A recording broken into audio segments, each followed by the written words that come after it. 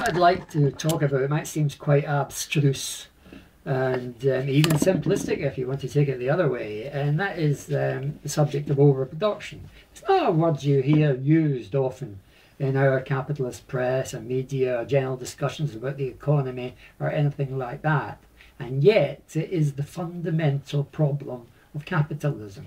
It is one that never goes away and never will go away, because it's built into the very texture of a competitive society that you overproduce.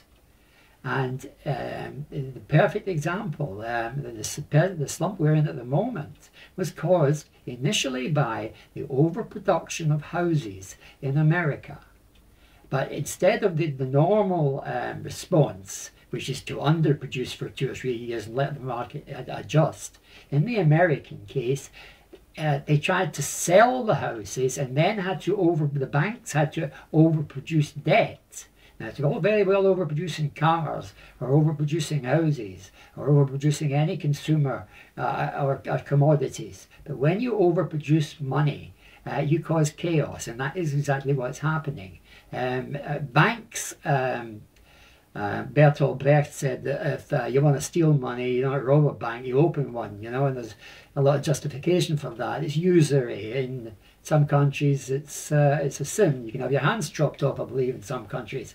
Or you could have for lending money at interest. It was against the Christian religion as well. And that is precisely why Jewish people are most involved in financial industries. It started in the Middle Ages in Italy, because the Jewish people didn't have to look to ignore their biblical or Quranic instructions, and they could go ahead, and very shrewdly as well, I may say, and I suppose they've done a good job of it.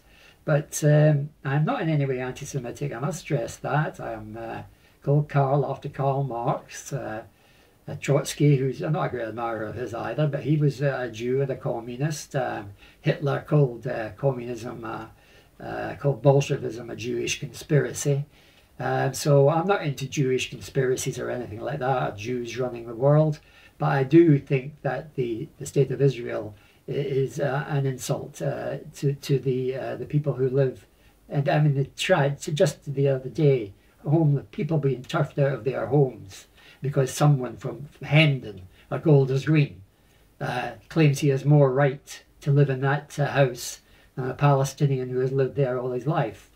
You know, and this is so awful, especially coming from the Jews who, well, coming from the Zionists. I apologize for that. It's not coming from the Jews, because there are many Jews who dislike and oppose, just as I do, what's happening in that particular area, which is grand larceny, grand theft. It's all very well talking about peace and love and tolerance and all the rest of it, but it's very difficult when someone is living in your house to feel peace, love and tolerance. I